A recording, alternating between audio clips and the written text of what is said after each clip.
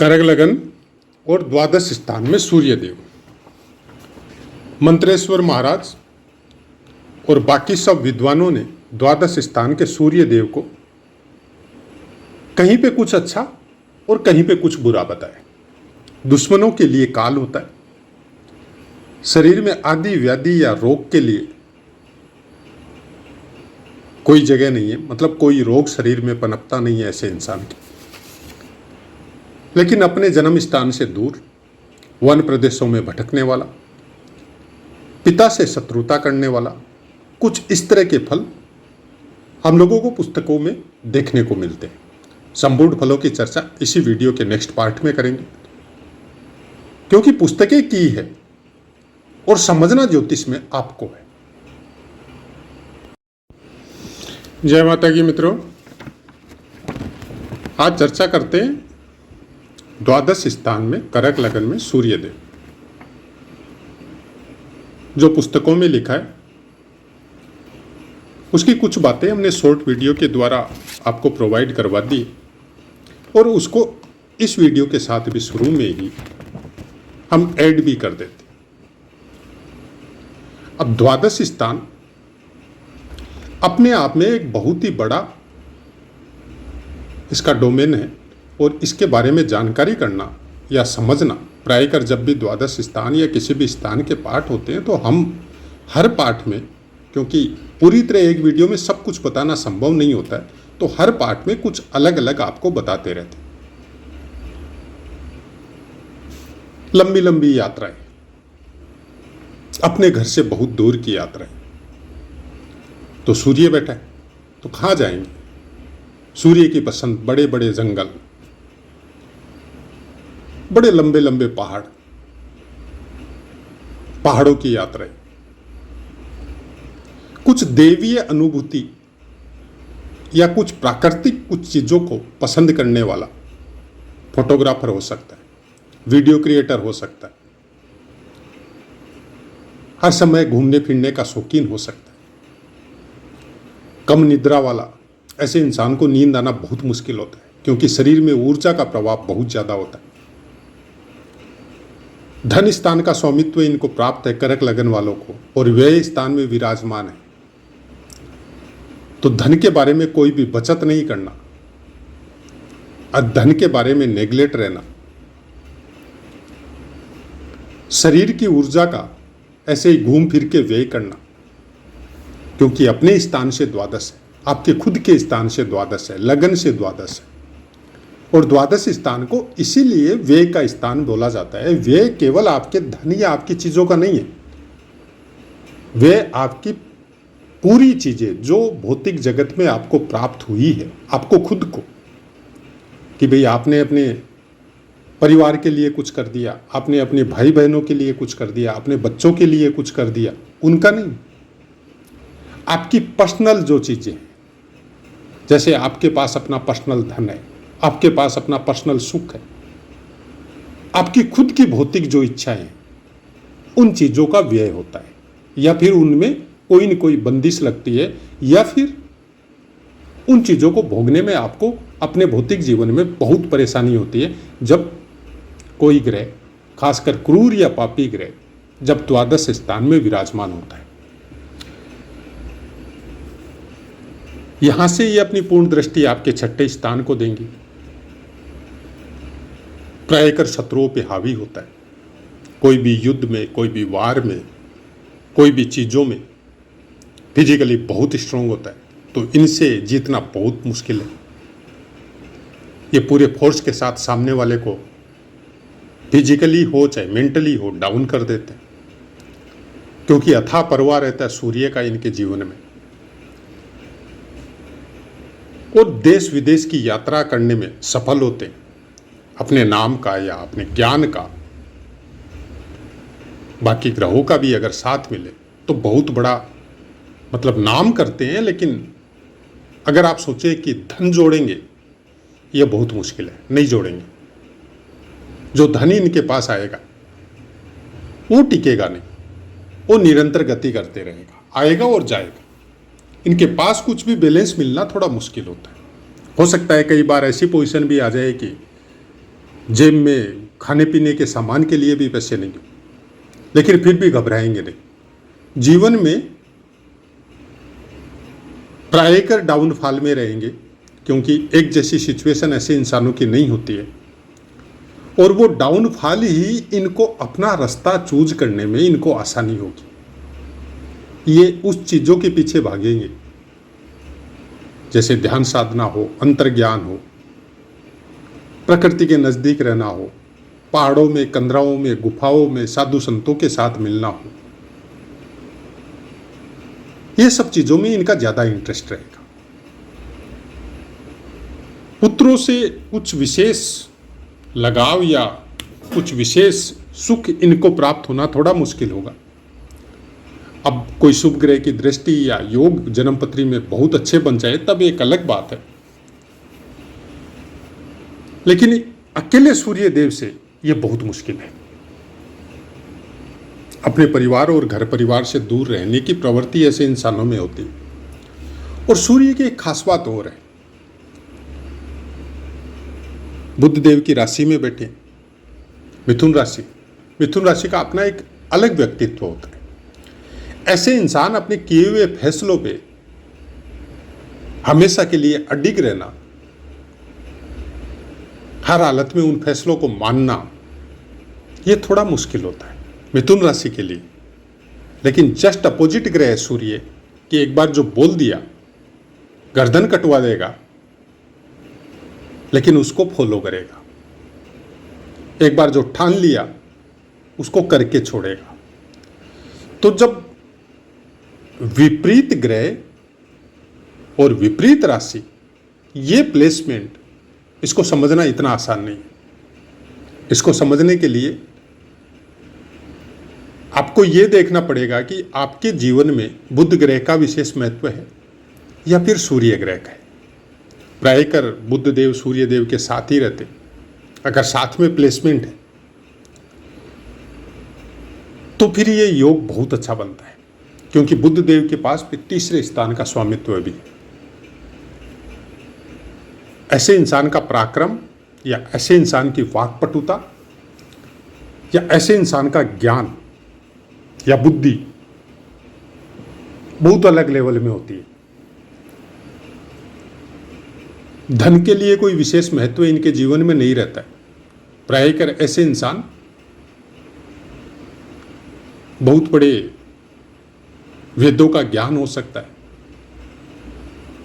या बहुत higher level की रिसर्च में ये आ सकते हैं, साइंटिस्ट हो सकते हैं, जिनको अलग ही एक प्लेस दिया जाता है, इंस्ट्रूमेंट दिए जाते हैं, उनकी इच्छा के अनुसार उनको सब चीज़ें प्रोवाइड कर दी जाती है और वो अपनी रिसर्च में लगे रहते हैं। फिर वहाँ से वो 1 साल बाद में निकले, 1 महीने बाद में निकले, 6 महीने बाद में निकले, कोई पता नहीं।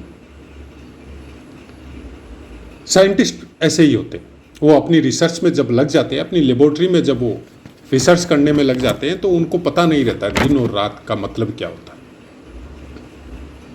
तो 12वें स्थान में अगर बुध देव का साथ मिल जाए और बाकी ग्रहों का भी योग अगर अच्छा मिले, तो सूर्य का फल आपको उस फेमसिटी की तरफ लेके जाता है कि अपने देश की सीमाओं को छोड़ के पूरे ब्रह्मांड में आपके नाम कुछ रिसर्च में जुड़ सकते हैं, जो आने वाली कई पीढ़ियों को प्रेरित करेंगे कि उस इंसान ने ऐसी ऐसी रिसर्च अपने ज्ञान के द्वारा इस क्षेत्र में वो सिरमौर थे, उन्होंने वो मुकाम पाया था जिसको आज भी कोई टच करना या आज भी उसको कैच करना उनके लिए बहुत मुश्किल है। अब सूर्यदेव है तो 12वें स्थान में सूर्यदेव प्रायकर ये देखा गया है, बहुत सी कुंडलियों में हमने देखा है कि जिनके भी 12वें स्थान में सूर्यदेव बहुत स्ट्रगल करते हैं, उनको कोई भी चीज़ पे सेट होना बहुत मुश्किल होता है। भौतिक जगत की सांसारिक चीज़ों पे इनका ध्यान थोड़ा कम जाता है, इनका लेवल, माइंड का लेवल और इनके हृदय का लेवल थोड़ा अलग लेवल होता है। ये कुछ अलग चीज़ को प्राप्त करने के लिए अपने जीवन को व्यय करते जाते हैं और इनको खुद को भी पता नहीं रहता है कि इनको चाहिए क्या। कुछ समय तक ऐसे ही ये घूमते हैं, कभी साधु संतों के पास, कभी पुस्तकों के पास, कभी किसी ज्ञानी के पास, और एक समय जब आता है बाकी ग्रहों का या आशीर्वाद या इनके प्रारब्ध का कुछ चीज़ें इनके साथ जुड़ती है एक समय के बाद में, तब फिर उनकी यात्रा का प्रारूप थोड़ा चेंज होता है। कुछ अलग लेवल में फिर इनकी यात्रा का शुभारंभ होता है और उस यात्रा से फिर ये अपने मुकाम को हासिल करते हैं। इसलिए बोला जाता है कि जिनका सूर्य योग कारक होता है वो जीवन के अंतिम पड़ाव में सफल होते हैं, क्योंकि कुछ समय तक, कुछ उम्र तक इनको समझ में ही नहीं आता कि इनको चाहिए क्या। 12वां स्थान उसी चीज को इंडिकेट करता है। अलग अलग ग्रह को अलग अलग स्वरूप के अनुसार आप समझ सकते हैं, लेकिन सूर्य का 12वां स्थान में रहने का मतलब यही होता है कि आप जीवन भर खोजते रहते हैं कई चीजें जो आपको प्राप्त नहीं होती, मतलब उस यात्रा को आपने शुरू ही नहीं किया अभी तक। सब सुखों को होते हुए भी कई बार क्या होता है कि बाकी ग्रह का प्लेसमेंट बहुत अच्छा है, शारीरिक रूप से या मानसिक रूप से या धन के रूप में या घर के रूप में, परिवार के रूप में, सब कुछ आपके पास है, फिर भी कहीं न कहीं कुछ कमी आपको हमेशा नजर आती है। अब वो कमी कहाँ है, वो जब तक उस यात्रा का शुभारंभ नहीं होगा तब तक आपको समझ में नहीं आएगी कि कमी कहाँ है। आपका हृदय कुछ और खोजता है और मन उस चीज में जाने देने की हिम्मत नहीं करता है। मतलब मन क्या बोलता है, चंद्रमा का अस्तित्व क्या है कि आप भौतिक जगत में रहो, सांसारिक चीजों का भोग करो, ये मन की क्वालिटी है। और अंदर में जो प्राण शक्ति है सूर्य के द्वारा दी हुई है आपको, उसकी क्वालिटी थोड़ी अलग है। जब तक वो मन को कंट्रोल में नहीं करेगा तब तक उस यात्रा का शुभारंभ उसके जीवन में प्रायकर नहीं होता।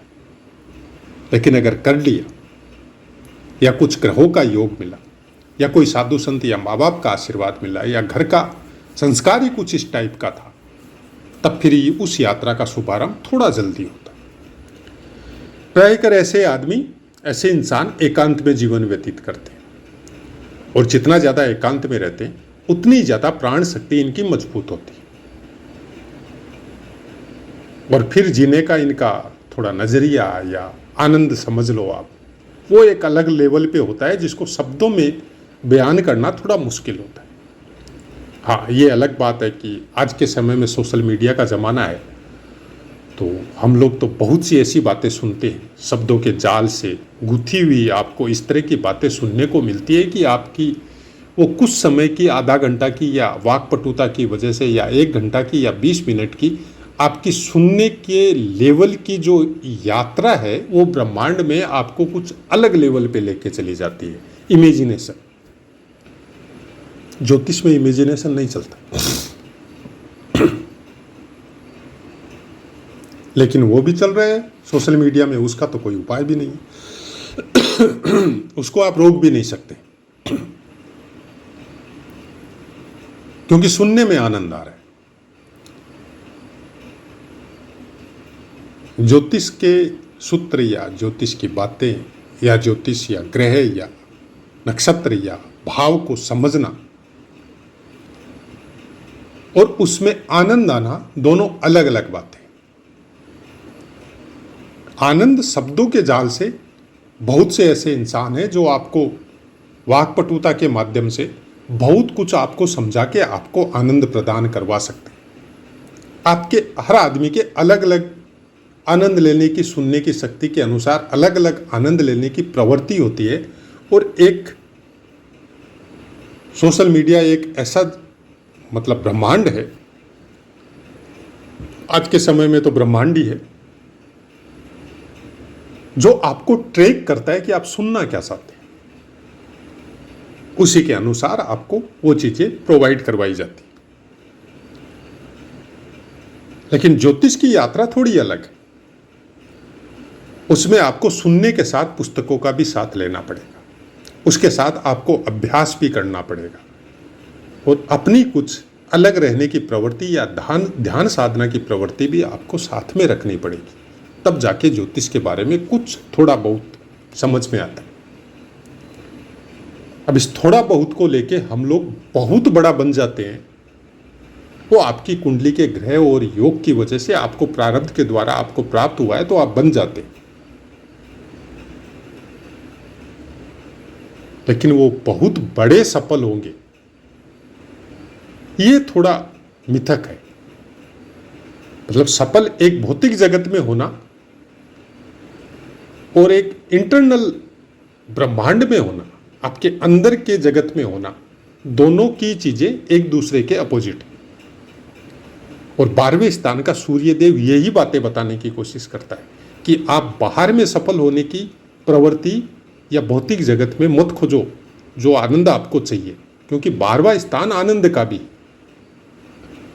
सुखों का स्थान आपका चतुर्थ है। आनंद जो चाहिए मतलब शरीर का व्यय। शरीर का व्यय कौन सा? जो भौतिक जगत में आपको जो चीजें प्राप्त हुई है शरीर के लिए, जो जो चीजें आपको चाहिए उन सब चीजों का व्यय, मतलब आपके भौतिक जगत में सुख देने वाली चीजों का आप व्यय कीजिए, तब वो आनंद आपको उस समय में आएगा जब आप उन चीजों से आपका मोह छूट जाएगा। व्यय का मतलब क्या है? आप सब कुछ उठा के बांट दो, नहीं, उनसे मन को हटाना है। जो आपका चंद्रमा है, जो आपको सब सुखों की प्राप्ति करवा रहा है आपके शरीर को मन के द्वारा, उससे हटना है। 12वें स्थान का सूर्य देव, 12वें स्थान का गुरु, 12वें स्थान का केतु आपको ये बातें बताने की कोशिश करता है। इन चीजों को जिस दिन समझ गए उस दिन 12वां स्थान आपका सबसे सुंदर स्थान बन जाता है। हम लोगों का देश तो सनातन धर्म का देश है। यहाँ पे आज भी पहाड़ों में, कंदराओं में, बड़े बड़े आश्रमों में साधु संत निवास करते हैं। उनका विचरण या उनकी यात्रा अलग ही रहती है, जिसको हम लोग साधारण इंसान तो वहाँ पे जाने में डर लगता है, रहना तो बहुत दूर की बात है। लेकिन उनको आनंद वहाँ प्राप्त होता है जब वो अकेले रहते हैं, जब ध्यान साधना में रहते हैं, जब आपकी अंदर की यात्रा में वो बिजी हो जाते हैं। उस आनंद के सामने ये भौतिक जगत का आनंद उनके लिए कोई मीनिंग ही नहीं रखता। यही चीजें, यही बातें 12वें स्थान का सूर्य देव आपको कहने की कोशिश करता है। अब इस यात्रा में कितने आदमी साथ होते हैं या कितने जाते हैं उस यात्रा में, वो आपके अपने कर्म, आपके बाकी ग्रहों का साथ, आपके अपने पारिवारिक संस्कार और आपने जो कर्म की है उसके ऊपर बहुत कुछ डिपेंड करता है। इसलिए ज्योतिष में बोला जाता है कि जब भी किसी कुंडली का फलादेश करो तो आप उसके क्षेत्र को, आप उसकी परवरिश को, आप उसके रहन सहन को पहले पता करो। तब आपको समझ में आता है कि इस इंसान ने अपने कर्मों के द्वारा, संस्कारों के द्वारा कौन कौन से ग्रह को ज़्यादा एक्टिव कर रखा है। नवमांस की हम बहुत बार बता चुके हैं, तो फिलहाल आपका समय व्यर्थ नहीं करके नवमांस के बारे में यहाँ पे कुछ नहीं बताएंगे। हाँ, हर पार्ट में आपको ये सब चीज़ें देखने को मिलेगी कि कौन सा नवमांस कितने डिग्री पे है, वो हर पार्ट में आपको प्रोवाइड करवाते हैं। उसका कारण केवल इतना ही है कि आपको जो सुनिए भी और जो पुस्तकों में लिखा है नवमांस की अवधारणा वो पढ़िए भी। तो एक ही राशि, जैसे ही आपका मिथुन राशि का जो भी पाठ आएगा कि मिथुन राशि में ये ग्रह बैठे हैं, चाहे 12वें स्थान में, चाहे 11वें स्थान में, चाहे कहीं पे भी, लेकिन मिथुन राशि में ग्रह में बैठे हुए के नवमांस ऐसे ही मिलेंगे, अंश बल ऐसे ही मिलेंगे और नक्षत्र ऐसे ही मिलेंगे, सेम मिलेंगे आपको। और जब बार बार इन चीज़ों को आप सुनते समय पढ़ेंगे तो पाठ बहुत लंबे चलेंगे, मीन लगन तक। तब तक शायद आपको याद हो जाएगा कि कौन सी राशि में कौन सा नक्षत्र आएगा, कौन सी राशि में कोई ग्रह बैठे होते हैं तो कितने डिग्री पर वो कौन से नवमांश में होगा। और ये सब चीज़ें ज्योतिष के लिए बहुत ज़रूरी है। तो आशा है मित्रों पाठ समझ में आया होगा। अब अपनी वाणी को विराम देते, आपसे आज्ञा लेते। जय माता।